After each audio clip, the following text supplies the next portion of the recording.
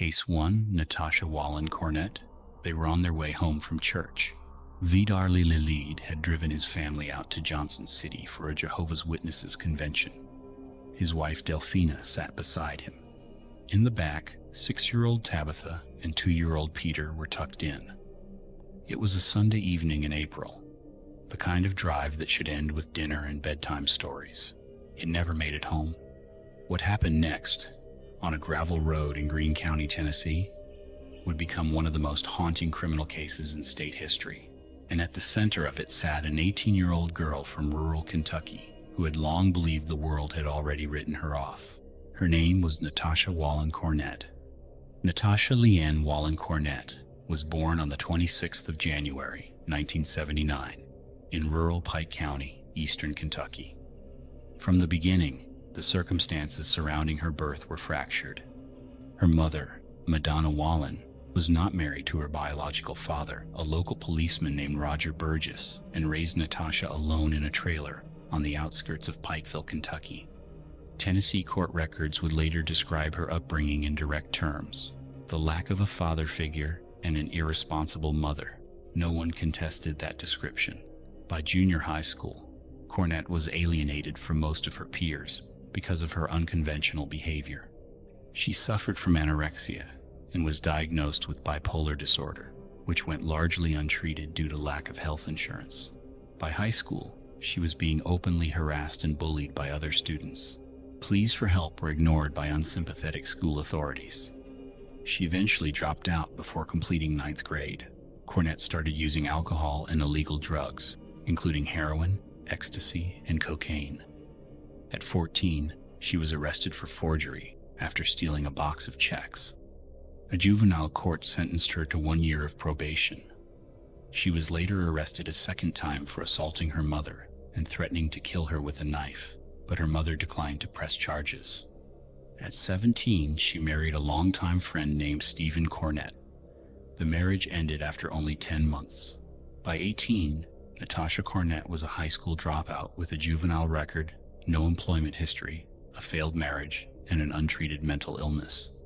She had built a tight circle of like-minded young people around her: outsiders, misfits, people who felt invisible.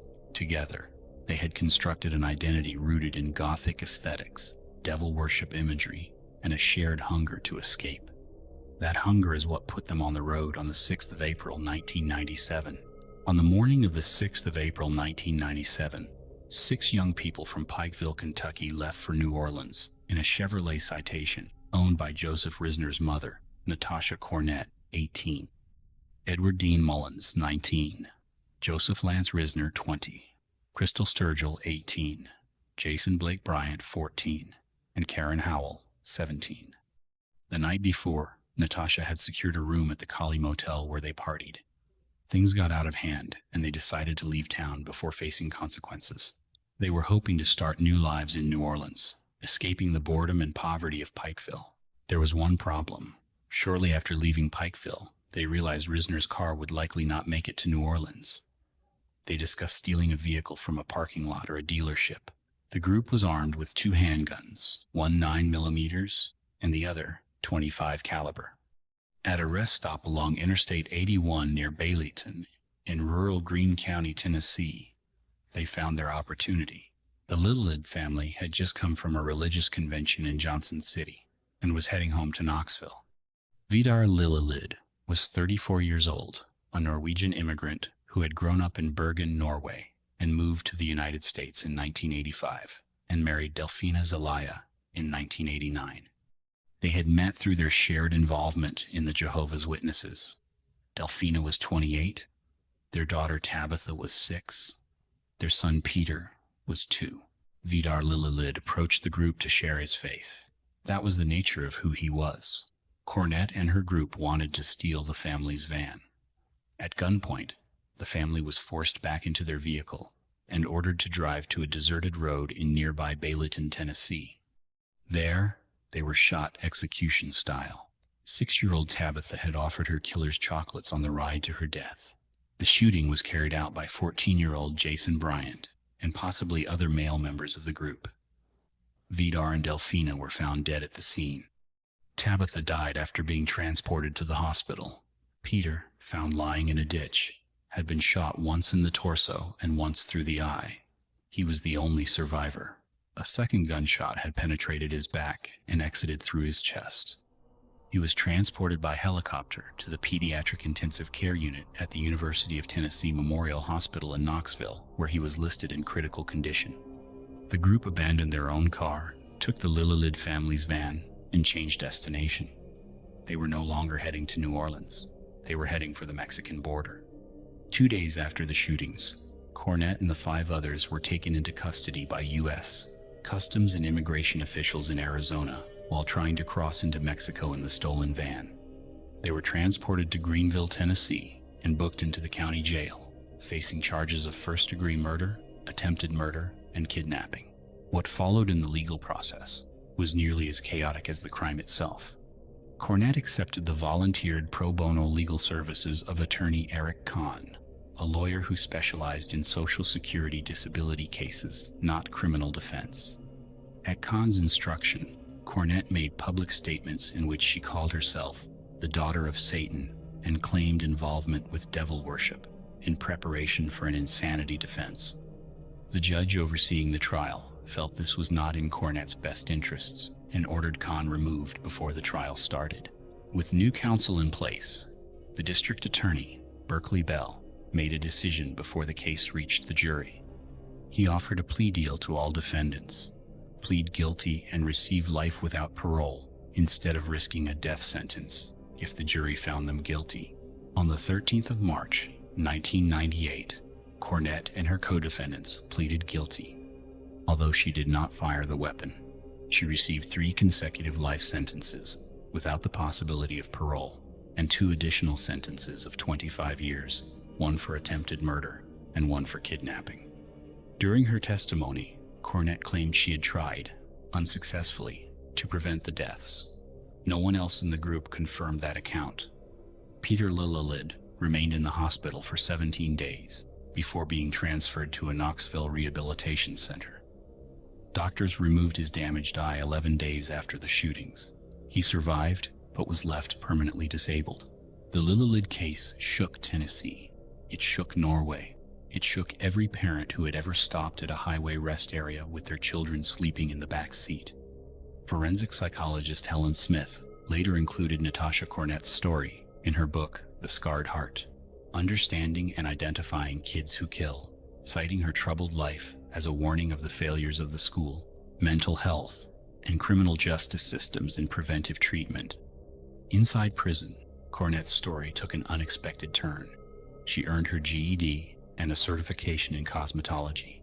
Her mother, Madonna, stated in a 2007 interview that Natasha serves as a mentor for fellow inmates working to earn their GEDs. But violence followed her even behind bars. On the 24th of August 2001, death row inmate Christa Pike allegedly attacked fellow prisoner Patricia Jones, nearly strangling her to death with a shoelace, after Pike and Jones were placed in a holding cell with Cornette during a fire alarm. Although the Department of Corrections believed Cornette was involved, investigators found insufficient evidence to charge her. Pike was subsequently convicted of attempted murder. Natasha Wallen Cornette is currently serving her sentences at the Bledsoe County Correctional Complex in Pikeville, Tennessee. She has no eligibility for parole. Peter Lillelid grew up. Accounts from 2000 described him as a happy little boy, 3 years removed from a night he would never be able to fully remember, but can never fully escape. His parents drove into a rest stop to share their faith with strangers. He's the only reason anyone knows what happened on that road. Case 2, Lutriche Ann Coop. The neighbors didn't think much of the smell at first. Miami summers do things to the air. Garbage, sewage, heat baking into concrete. People had learned not to ask questions. But by the time the odor coming from the Dancy home grew too thick to ignore, someone finally made the call. Police arrived expecting a welfare check.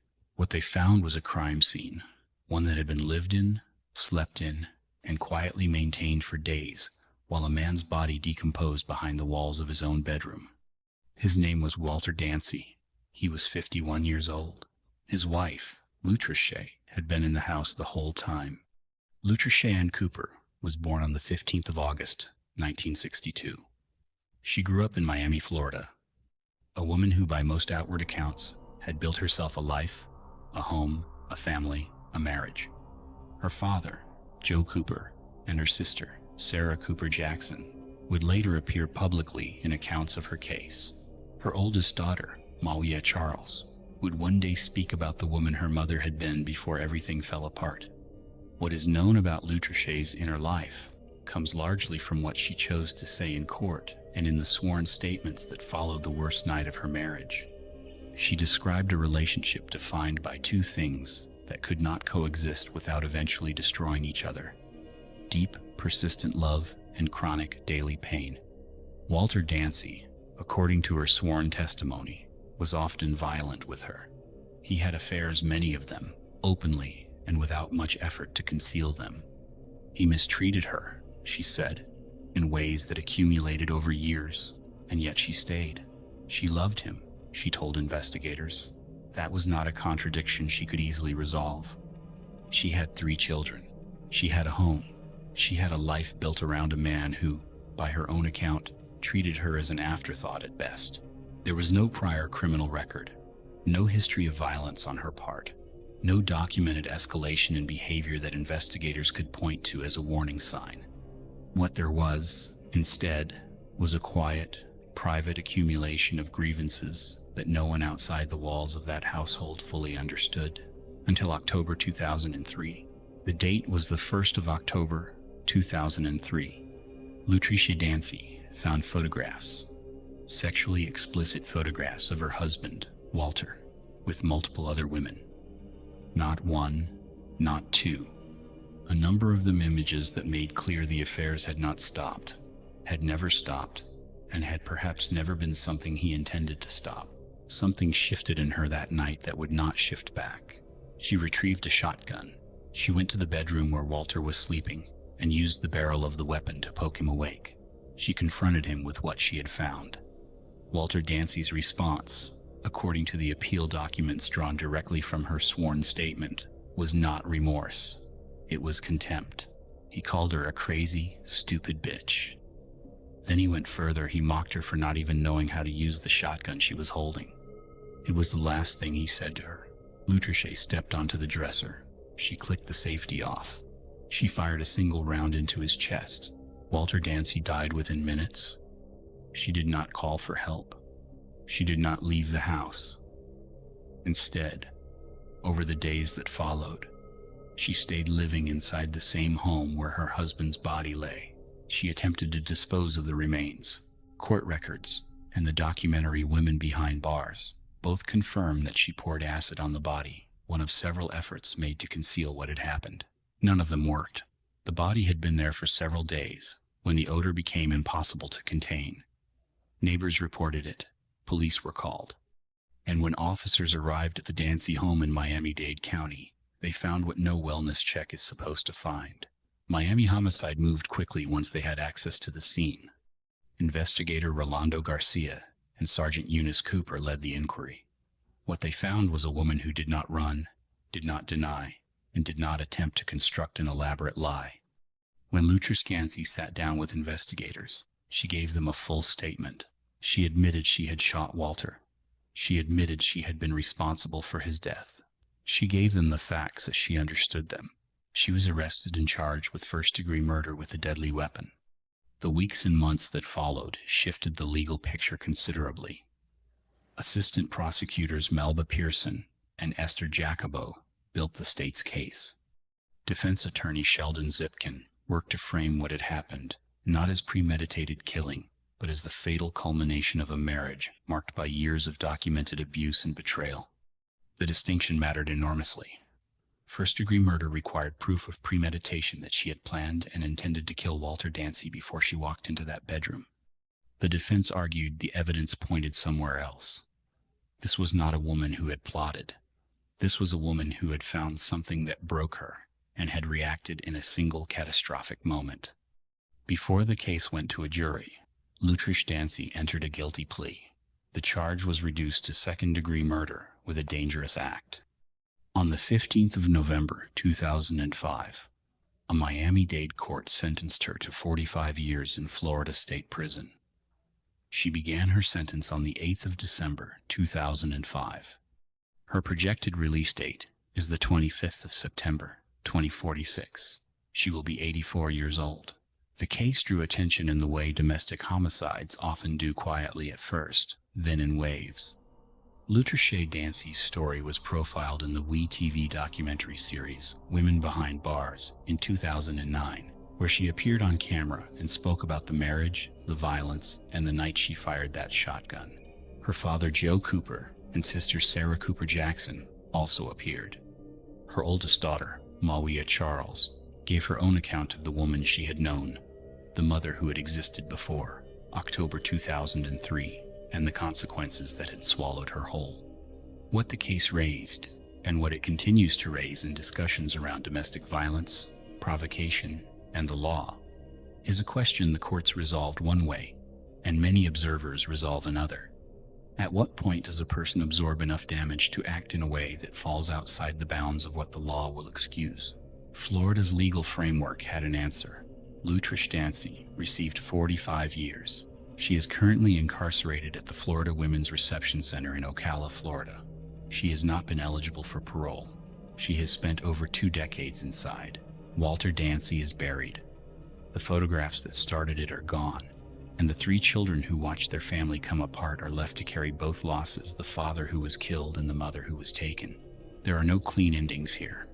Only the sentence. Only the years. Only the silence where a household used to be. Case 3. Mary Beth Davis. The little girl was buried with her 2 favorite dolls. A white coffin. $450. A hillside at Mount St. Macrina Cemetery in Uniontown, Pennsylvania. A gravestone that would read, in her father's words, "You meant the world to me." Tegan Marie Davis was 3 years old. She had been vomiting before she died, and burning with pain, and no one in that hospital in Lewisburg, West Virginia, could explain it at first. Then the autopsy came back, and what the pathologist found inside a 3-year-old little girl's digestive tract was something no disease in the world puts there. Her mother was a registered nurse. Her mother knew exactly what she was looking at when she held those pills. Her name was Mary Beth Davis. Mary Beth Davis grew up in Uniontown, Fayette County, Pennsylvania. She began her career as a registered nurse in 1972. By all external measures, she was capable, trained, and professionally trusted with the lives of patients. Nursing was not a passive career for her.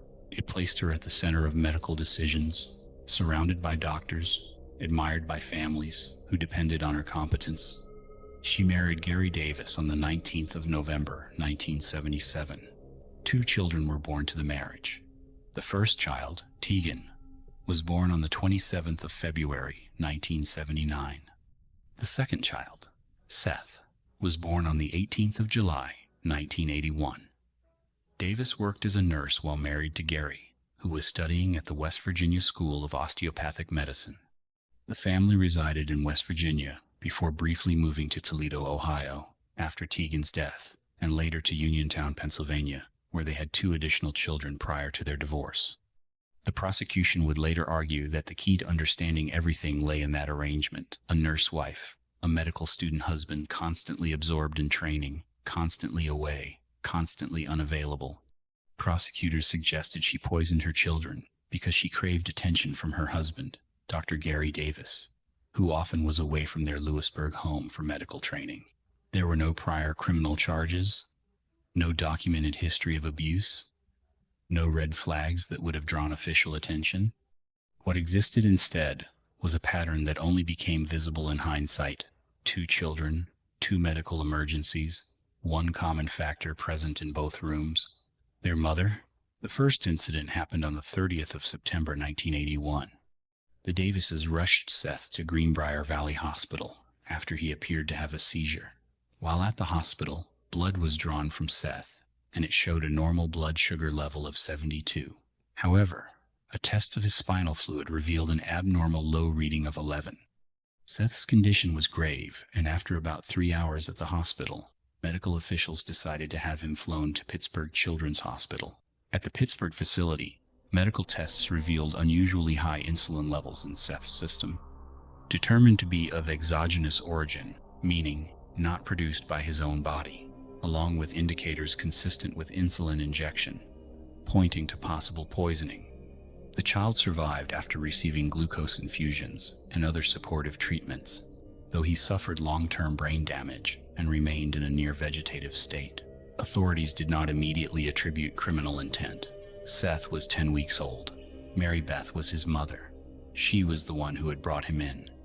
These were not the behaviors, on the surface, of someone trying to harm a child. They looked like the behaviors of a desperate, frightened parent.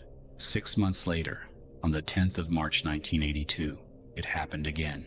The defendant rushed Tegan to Greenbrier Valley Hospital. Tegan had been vomiting and complaining of burning of the urine. Tegan was admitted to the hospital.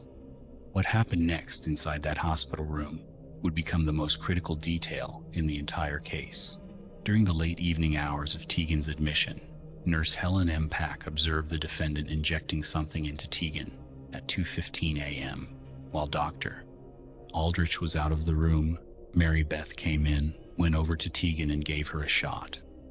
Nurse Pack would later testify that no doctor had given any such order, that a parent giving an unauthorized injection to a hospitalized child was not something she had ever seen. Tegan took a turn for the worse at some point after being injected.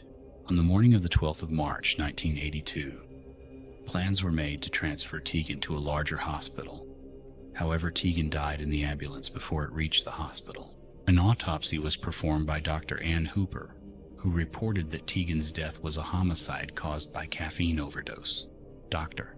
Hooper found inside of Tegan's stomach beads of caffeine pills, which had been contained in pill capsules, and opined that because of the lethal quantity of caffeine found in Tegan's intestinal tract, the child had to have been fed the pills over a short period of time.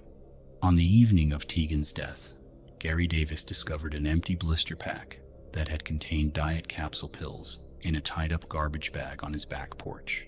Those pills contained caffeine. That blister pack had been full. It was empty now, and a 3-year-old girl was dead. Law enforcement officials began an investigation into Tegan's death in 1982, but halted it at some point prior to 1985. The case went cold. Tegan was buried. Seth was institutionalized. Gary Davis eventually moved to Michigan. The family scattered. The files sat. Then a state trooper named Michael Spradlin pulled Tegan's name from a stack of cold cases. Spradlin learned that the investigation had gone nowhere for years despite a medical examiner's 1982 report that the little girl was intentionally poisoned with diet pills, and physicians' reports that her brother had received a debilitating insulin injection. Intrigued, he logged hundreds of hours interviewing witnesses, reading medical records, and talking to the country's leading experts in pediatrics and endocrinology. In 1995, Spradlin interviewed Davis's husband, Gary Davis, under the pretense of investigating an unrelated matter involving a physician, during which Gary provided a statement indicating Mary Beth was alone with Seth during his sudden illness on the 30th of September 1981, and alone with Tegan prior to her death on the 11th of March 1982. That single detail, she was alone with both children, on both occasions, formed the spine of everything that followed. By late 1996, the accumulated medical reviews and approximately 200 witness statements from family, hospital staff, and others established the cases as potential homicides. Spradlin presented this evidence to a Greenbrier County grand jury, resulting in Davis's indictment on the 12th of November 1996 for first-degree murder in Tegan's death and attempted poisoning of Seth. The trial began in 1997 in Greenbrier County, West Virginia. Mary Beth Davis was 44 years old. Her defense attorney, Paul Detch, argued that Tegan died of Ray's syndrome, a potentially fatal disease sometimes linked to aspirin that can shut down organs, and that Seth suffered from a metabolic disorder. The prosecution countered with an army of medical experts. Dr. Dorothy Becker, an endocrinologist at Pittsburgh Children's Hospital, testified that Seth's insulin level indicated an exogenous source, as confirmed by low C-peptide levels, and that the resulting hypoglycemia caused irreversible brain damage. Dr. Ann Hooper detailed Tegan's autopsy, finding undigested caffeine beads in her stomach and intestines, consistent with a lethal overdose administered over a short period, ruling out natural causes. Nurse Helen M. Pack recounted witnessing Davis inject an unauthorized substance into Tegan at Greenbrier Valley Hospital without a doctor's order. The jury, 9 men and 3 women, deliberated less than 4 hours before returning a guilty verdict on both counts. Davis winced when the judge read the word guilty on the poisoning count, then clutched her defense lawyer and fell into his arms. She sobbed when the murder verdict was announced. Circuit Judge Frank Jolliffe wasted no time. On count 2, I sentence you to the penitentiary for the remainder of your natural life, without the possibility of parole, he said. He also made the 3 to 18-year term on the poisoning count consecutive. Mary Beth Davis was taken to prison in handcuffs. She maintained her innocence. She would continue to maintain it for a decade. Seth Davis died on the 10th of October 2002, at the age of 21. His death was recorded as a homicide.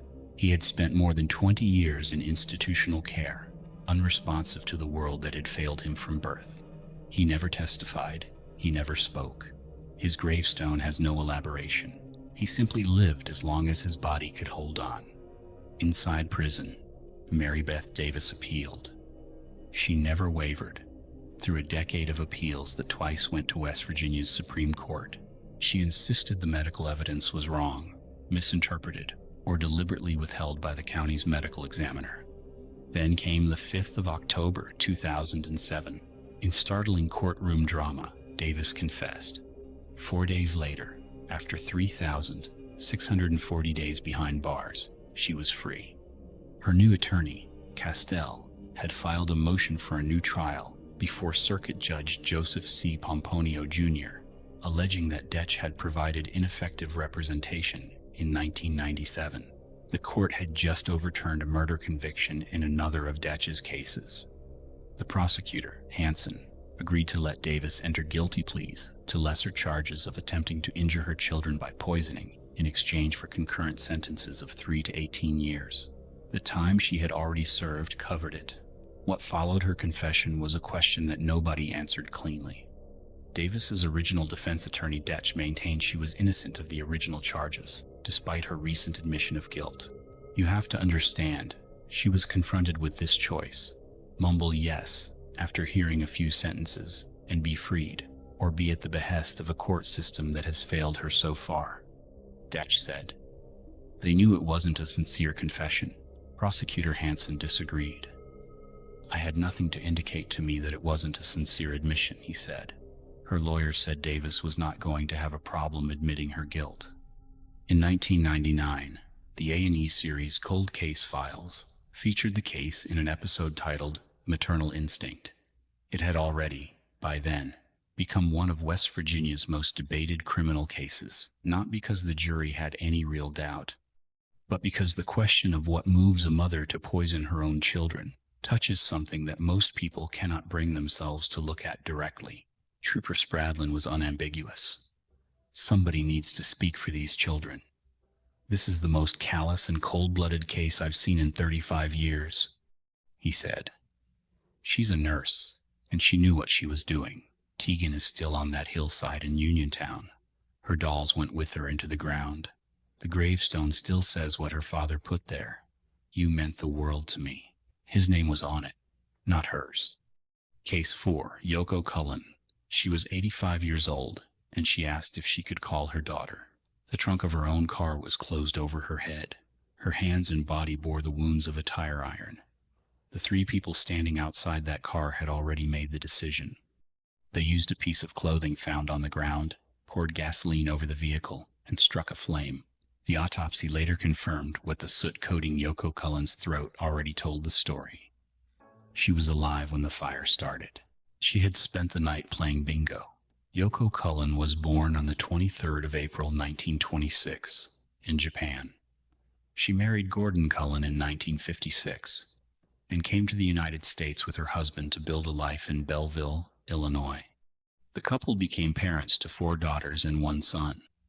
The family worshipped at St. Henry Catholic Church in Belleville. Gordon passed away in 2000.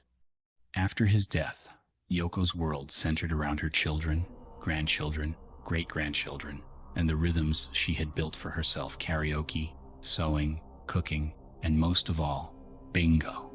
She was a regular at the Collinsville Firemen's Hall. She knew the routine: the parking lot, the other players, the hall lights, the drive home. Latasha Cunningham knew that routine too. Latasha Cunningham was born around 1973 and grew up in Belleville, Illinois. By the time she was 18 years old, she had already established a pattern of predatory behavior toward the elderly. In 1992, she robbed a 60-year-old woman named Ella Shelton who had given her a ride. Cunningham pulled a gun on Shelton, robbed her of $205, and then shot her in the chest. Ella Shelton survived. She picked Cunningham out of a lineup and identified her as her attacker. Cunningham would later claim the conviction was wrongful, that another woman had admitted to the crime, and that Shelton's initial description had not matched her appearance, as she had been 7 months pregnant at the time of the attack. None of that changed the verdict. Cunningham was convicted of armed robbery and sentenced to 18 years in prison. She left behind 2 children in the care of her mother in East St. Louis. She served 9 years and was paroled. By May 2011, she was 37 years old, back in Belleville, and a regular bingo player at the Collinsville Firemen's Hall. That is where she saw Yoko Cullen. On the evening of the 18th of May 2011, Cunningham arrived at the Collinsville Firemen's Hall with 2 men, DeMarcus Barnes, 28 years old, and her niece's boyfriend, and his cousin, Daquan Barnes, 18 years old. The 3 had considered robbing the bingo hall that night. They had no gun to pull it off. Then, as they stood in the parking lot, 85-year-old Yoko Cullen walked out. According to Daquan Barnes's account, Cunningham believed Yoko had won money at bingo that evening. She made the call. They were going to rob her. The 3 got into Cunningham's car and followed Yoko as she drove away from the hall. When Yoko pulled over, Cunningham reached inside her vehicle and grabbed her keys and her purse. Then she made a second decision, one that sealed Yoko Cullen's fate. She told DeMarcus and Daquan that they had to kill the old woman. Yoko had seen the license plate. The 3 forced Yoko Cullen into the trunk of her own 2006 white Dodge Charger. Daquan drove her car. Cunningham led the way in her own vehicle. They drove to East St. Louis. There, they beat Yoko with tire irons, trying to force her to give them the PIN number to her credit card. Yoko Cullen, 85 years old, and locked in the trunk of her own car, did not give up the information easily. Daquan Barnes later told investigators that Yoko begged for her life, that she asked, "Can I call my daughter?" They closed the trunk. They drove to a nearby BP gas station. Daquan went inside and bought a gas can. They filled it at the pumps. They drove back to where they had left the car. Using gasoline and a piece of clothing found on the ground, they set the car on fire. The 3 then drove away and attempted to use Yoko's credit card. All but one transaction was declined. 2 days later, on the 20th of May, 2011, Yoko Cullen's family reported her missing. That same day, her car was found abandoned and burned at the intersection of 11th Street and Falling Springs Road in East St. Louis. When police opened the trunk, they found charred human remains. DNA testing confirmed the identity. The remains were Yoko Cullen. Dr. Raj Nanduri, a forensic pathologist, performed the autopsy. His findings were devastating in their precision. Soot had coated Yoko's laryngotrache, the airway leading to her lungs. She had been alive when the fire was set. She also sustained extensive blunt force trauma injuries, consistent with the tire iron beating that preceded the burning. Police moved fast. Security footage had already captured Cunningham and Daquan Barnes attempting to use Yoko's credit card at multiple locations. Chase Credit Card Services confirmed the attempts and provided phone numbers linked to the card inquiries numbers belonging to DeMarcus Barnes and Latasha Cunningham. On the 21st of May 2011, around 3 a.m., police brought Cunningham in for questioning. She waived her Miranda rights. She denied everything. Then she complained of a severe headache and blood pressure problems, and was transported to the hospital. 13 hours later, she returned to the police station. Detectives noted she appeared neither sick nor distressed. Detectives told her that Daquan and DeMarcus had already confessed. Cunningham's account shifted. She produced a version in which she had stopped to help a stranded motorist, watched the Barnes cousins approach the vehicle without knowing their intentions, and only learned later what had happened. She admitted she had helped them obtain gasoline. She admitted trying to use the credit card. Inside her vehicle, detectives found 2 tire irons. Both carried Yoko Cullen's blood, confirmed by DNA. A latent fingerprint on one of the irons matched Daquan Barnes. All 3 were arrested and charged with first-degree murder. Each was held on $3 million bail. Daquan Barnes accepted a plea deal, eliminating his burglary and weapons charges in exchange for pleading guilty to first-degree murder and testifying against his co-defendants. He was sentenced to 60 years without parole. DeMarcus Barnes was found mentally unfit to stand trial and was remanded to a psychiatric facility. In 2018, after 5 years in custody, he was again found unfit. He was sentenced to 80 years of secure mental health treatment. Latasha Cunningham opted for a bench trial before Circuit Judge Robert Haida. On the 7th of October 2013, Cunningham was found guilty of first-degree murder during a forcible felony. At sentencing in December 2013, St. Clair County State's Attorney Brendan Kelly argued without ambiguity. Cunningham's 1,992 conviction for shooting a 60-year-old woman in the course of a robbery demonstrated, he told the court, that she was incapable of rehabilitation. Judge Haida sentenced Latasha Cunningham to the maximum 60 years in prison without any possibility of parole. Yoko Cullen had 4 daughters, 1 son, and several grandchildren and great-grandchildren who survived her. The woman who had crossed from Japan to Illinois with her husband, raised her family in the Catholic faith, and spent her Friday evenings at a bingo hall, died in a car trunk in East St. Louis. She was 85 years old. The last thing she asked was whether she could call her daughter. She could not. The case drew significant regional attention, largely because of the randomness and brutality of the targeting. Cunningham and the Barnes cousins had not selected Yoko Cullen for any reason beyond assumption they believed she had won at bingo. The actual sum she was carrying was never confirmed to be significant. They murdered an elderly woman for what they imagined she might have. The prosecution called Cunningham the ringleader. Daquan Barnes confirmed it under testimony. The decision to follow Yoko. The decision to grab her keys. The decision to put her in that trunk. The decision to burn the car. Cunningham has appealed her conviction and sentence numerous times. Every appeal has been denied. She is currently incarcerated and will not be eligible for release until 2071. She will be close to 100 years old. Yoko Cullen's grave is in Belleville. She left a world behind her that was full of 5 children, grandchildren, great-grandchildren, a church, a community, a lifetime of karaoke and cooking and bingo nights. A parking lot in Collinsville is where it ended. And the people who ended it are still trying to argue their way out of what they did. Case 5, Jamie Carol Davis. The voicemail was still recording when they pulled into the driveway. Christina Tuzzolino had called her boyfriend, Rudolf Vukoyevich, from the moving truck not to talk, but to document. It was her habit. A safety net she had developed for the situation she sometimes found herself in. On the recording, her voice is clear. She can be heard telling Danny Beckner to let her out, to take her back to the motel. She wanted to leave. Beckner kept driving. By the time the truck reached Seote Circle in Lakeland, Florida, Jamie Davis was already outside. She had a .38 caliber revolver in her hand. 9 witnesses watched from the street. What happened next lasted seconds. The aftermath has lasted a lifetime. Jamie Carol Davis was born in 1975. By the time she was in her mid-30s, she was a mother of 6 children living in a house in Lakeland, Florida, with her boyfriend of 18 years, Danny Beckner. By any measure, the relationship was the central structure of her adult life. 18 years is not a situationship or a phase. It is an institution. It was the relationship around which her children were raised, around which her home was organized, around which she built her identity.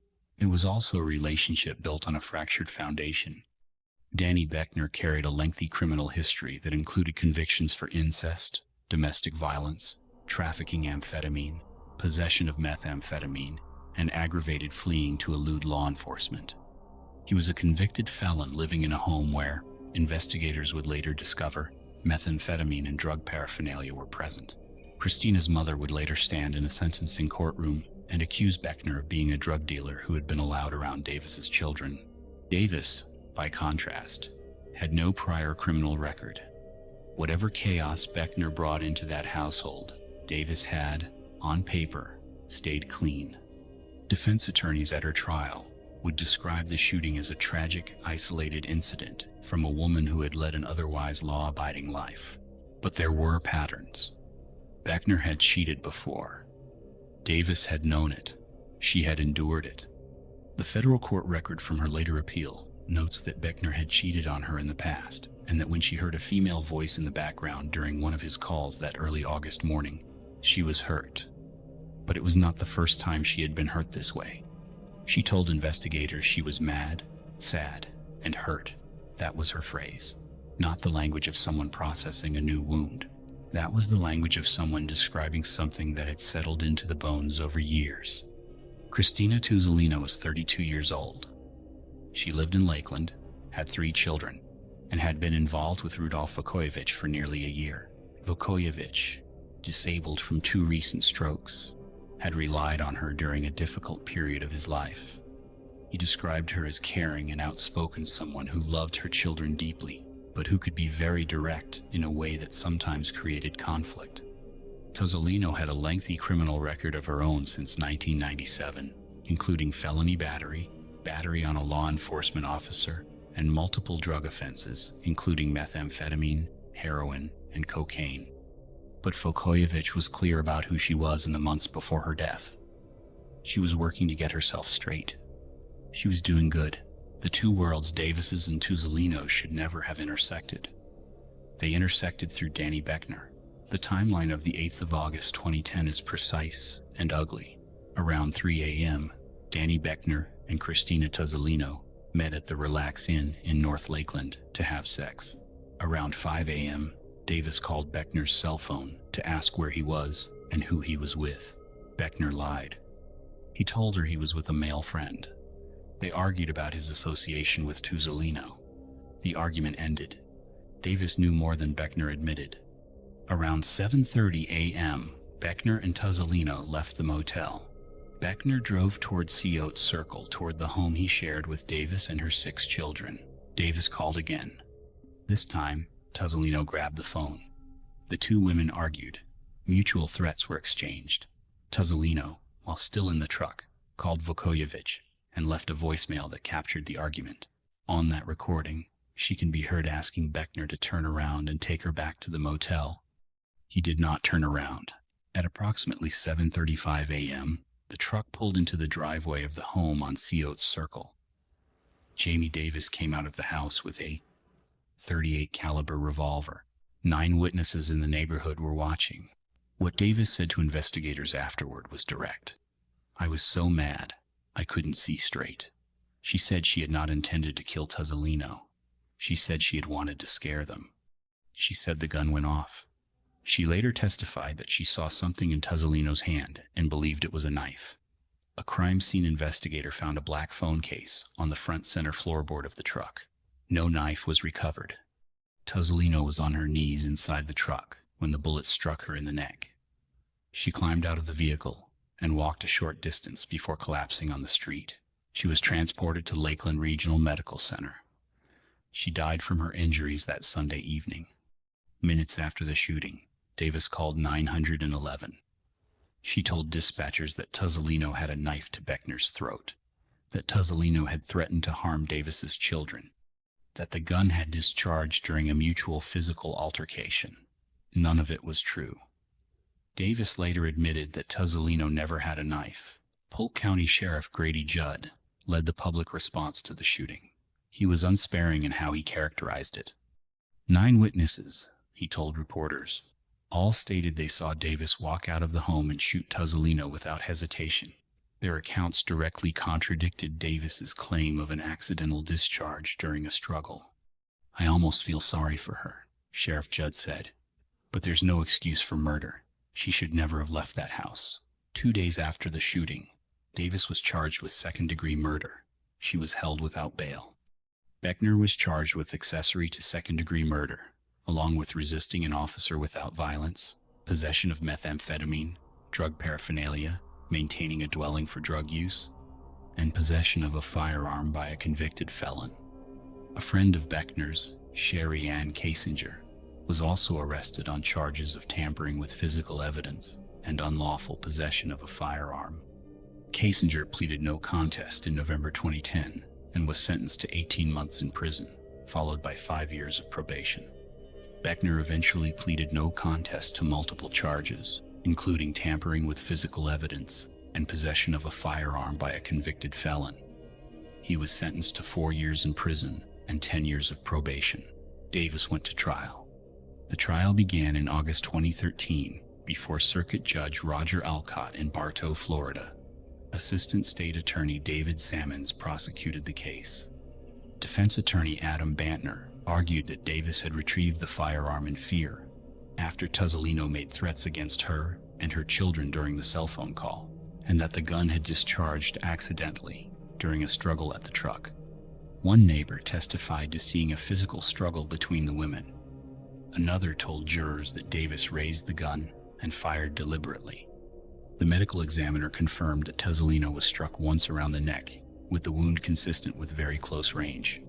The object Davis claimed was a knife was, by all available evidence, a phone case. In his closing argument, Sammons told the jury what the state believed had actually happened. Jamie Davis was livid. She was seeing red. She couldn't see straight. She grabbed a revolver to go out and confront them. He added, "From the very beginning, Jamie Davis is trying to say what she needs to say to make this go away." The jury deliberated and returned a verdict of guilty on the 23rd of August 2013. On the 27th of September 2013, Judge Alcott sentenced Jamie Davis. The mandatory minimum had been 25 years. Alcott went higher. He had heard the testimony. He had watched the trial. He felt life imprisonment was appropriate. He imposed it. What followed the sentencing hearing was raw. Christina Tuzolino's parents, Terry and Cynthia Wilson, addressed the court.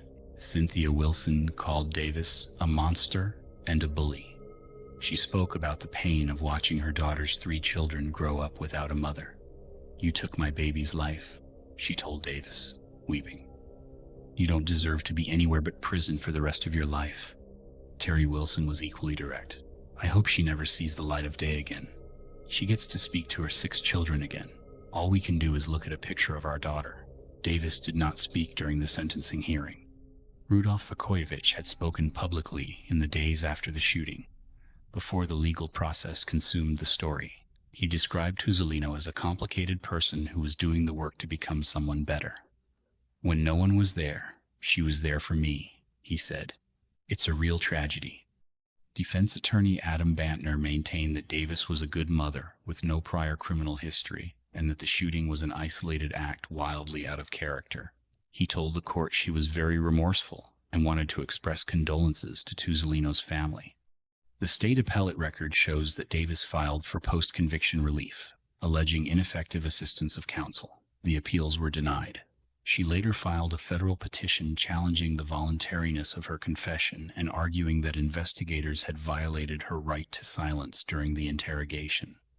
The federal court denied relief on that claim as well, finding that Davis had not unambiguously invoked her right to remain silent.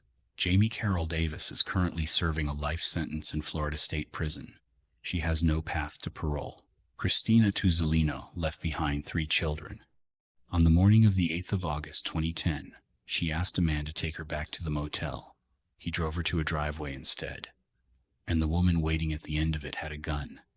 The voicemail captured all of it, except the moment the trigger was pulled. The voicemail is still evidence. Tuzolino is still gone. Davis is still in a cell. and Danny Beckner served 4 years.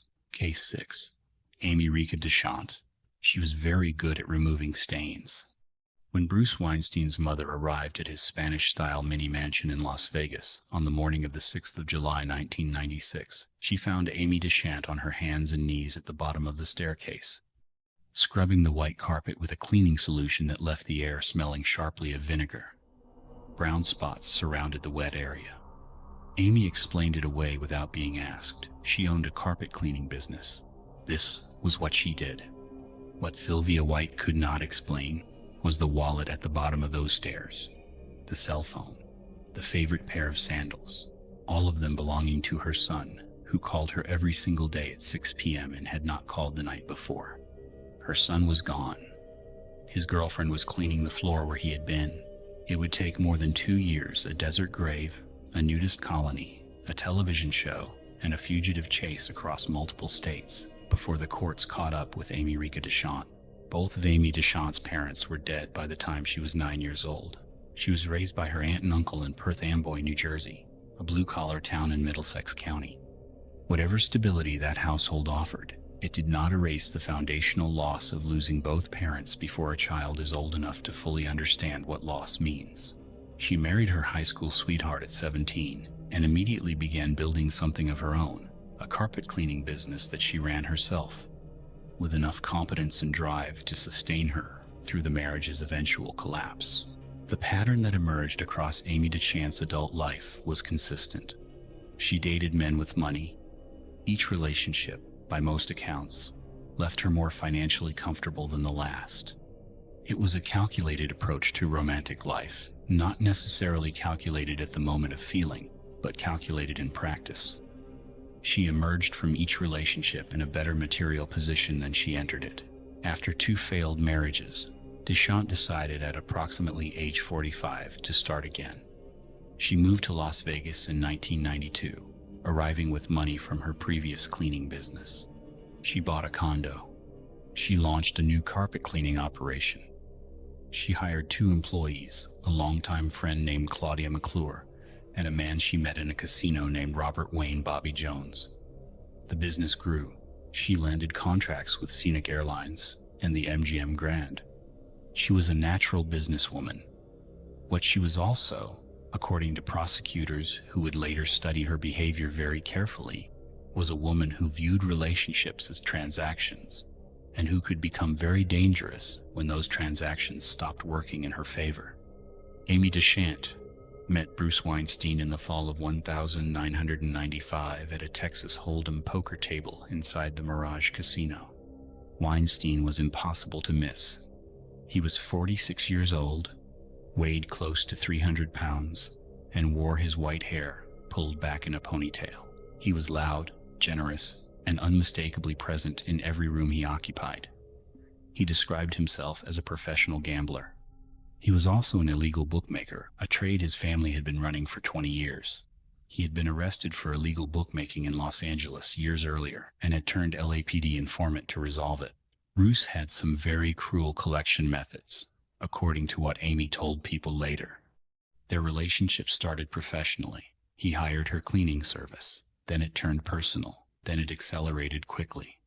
Within weeks of dating, Bruce had given Amy a diamond necklace and a turquoise Chevy Camaro. She moved into his new Spanish-style mini-mansion. His mother, Sylvia White, was fond of Amy. She noted that Amy made sure Bruce was eating properly and watching his health. Bruce was diabetic, and under Amy's attention, he had lost nearly 40 pounds.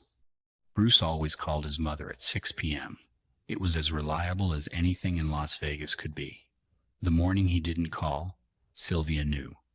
On the evening of the 5th of July, 1996, the neighbor across from Bruce's home, Johann Lowy, heard 3 distinct popping sounds at around 10 p.m. He thought they were leftover fireworks from the 4th of July holiday. He gave them no further thought. The next morning, Bruce Weinstein did not open his office. In his world, this was unthinkable. His brother Stephen got a call from their mother. Amy, when reached, said Bruce had gone out the night before, around 11 p.m., and had not come back. She said he mentioned that if he wasn't back before their Lake Tahoe vacation, They should go ahead and he would catch up with them. Sylvia knew immediately that something was wrong.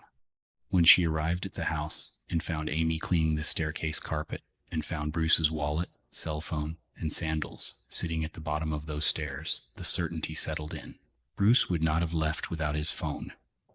In the sports betting world, the phone was everything. The prosecution's theory, which would emerge over the next 2 years of investigation, was this.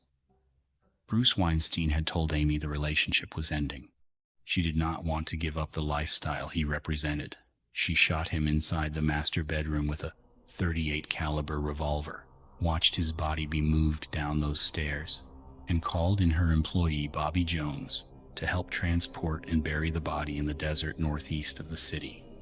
Then she got on her hands and knees and started cleaning. Bruce Weinstein's family did not wait for the police. On the 7th of July 1996, they hired private investigator Michael Wysocki to work the case. Wysocki went straight to Amy. She told him the same story she had told Sylvia. Bruce went out around 11 p.m. and hadn't returned. 4 days later, something shifted. On July 11, Amy told Wysocki she was thinking of leaving the country. She had been researching non-extradition nations. The following day, she offered a new version of events. 4 masked men with New York accents had broken into the house the night of July 5, she said. They separated Bruce and Amy. 3 of them took Bruce to the bedroom, beat him, shot him, and carried his body out. Before leaving, they told Amy to clean up the evidence and say nothing. They said they would be watching her. They said if she talked, they would kill her and Bruce's 6-year-old daughter from his first marriage. The implication was clear. This was a mob hit. This was the business catching up with Bruce. Wysocki found blood in a bullet hole on the underside of Bruce's mattress. He reported it to police. The following day, Amy repeated the masked intruder story in a videotaped interview with Las Vegas homicide detectives. She arrived at the interview with notes. She referred to those notes as she spoke. She claimed she always kept notes. It was a habit from running her business. Detectives found that unusual. Police executed search warrants and sprayed luminol throughout the house. A clear blood trail emerged, starting in the master bedroom, moving down the stairs, ending in the foyer. No murder weapon, no shell casings, no blood in any of the vehicles. But investigators found a safety deposit box at a local hotel rented by Amy. Inside, $35,000 in cash, sportsbook chips, and a bag of jewelry.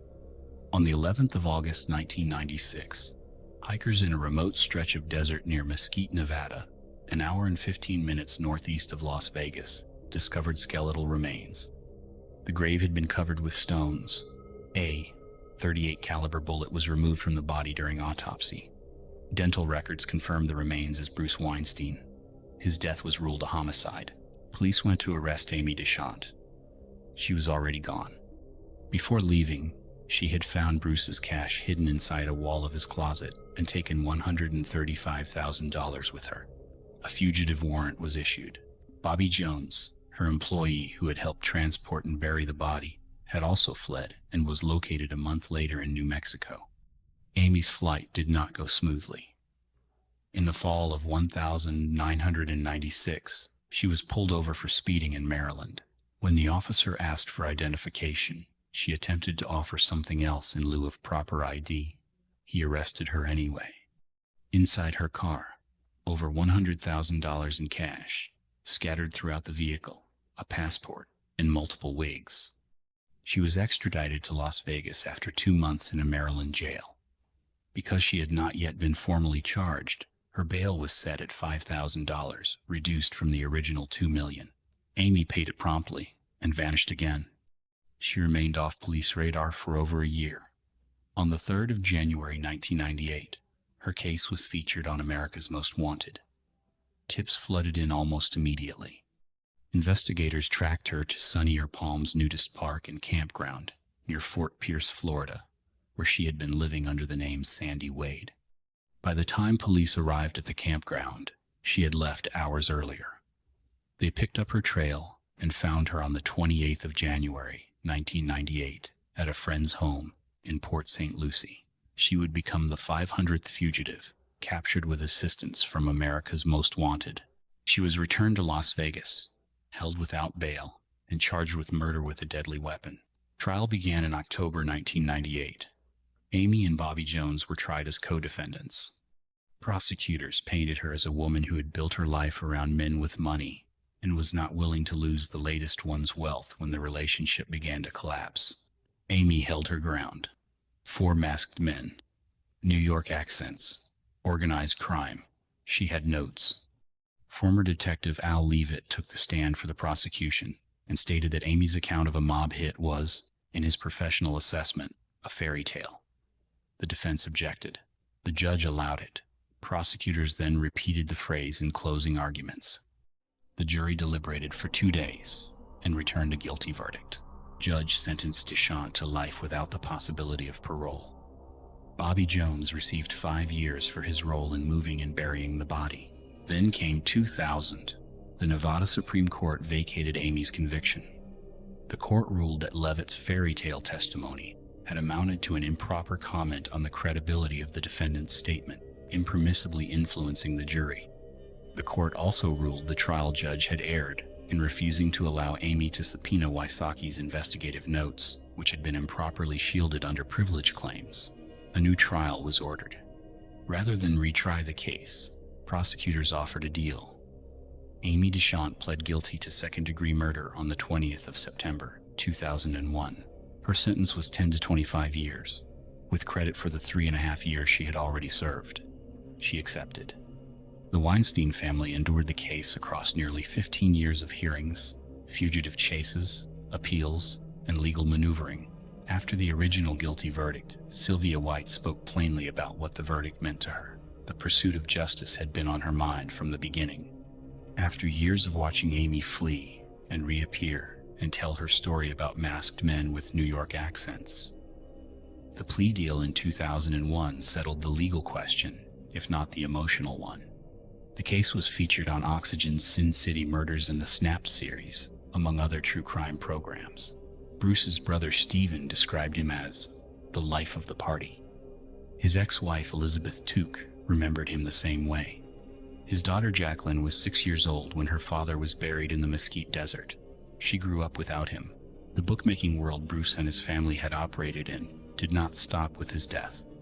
In 2002, Sylvia White, Bruce's own mother, then 76 years old, was arrested along with her grandson Mark Weinstein and 2 others on felony bookmaking charges.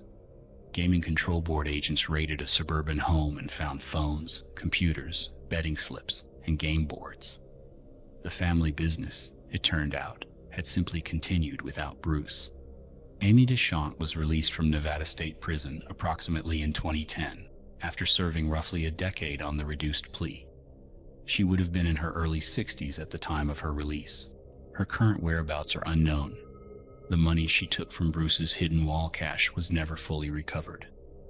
The carpet on the staircase in his home had been cleaned long before the trial. The desert where his body was found has long since been undisturbed.